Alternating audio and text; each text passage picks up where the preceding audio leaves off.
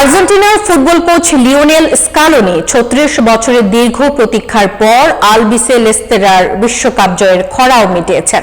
তার অধীনে আর্জেন্টিনা এক বিশ্বকাপ ও ২টি মহাদেশীয় শিরোপা জিতেছে। এবারও তিনি জানান, প্রতিপক্ষদের মোকাবিলা করে আবারও নিজেকে প্রমাণ করতে হবে। স্কালোনি ইতিমধ্যে প্রতিপক্ষ দলের বিশ্লেষণ শুরু করেছেন।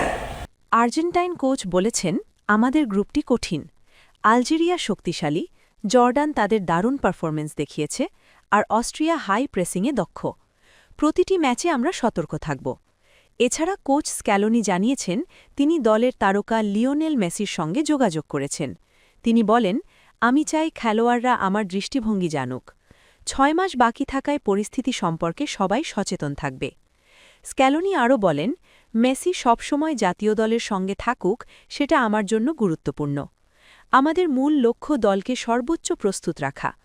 বিশ্বকাপের আগে মার্চে আর্জেন্টিনার জন্য বড় পরীক্ষা হবে ফিনালিসিমা। এখানে তাদের প্রতিপক্ষ হবে ইউরোপের শক্তিশালী দল স্পেন।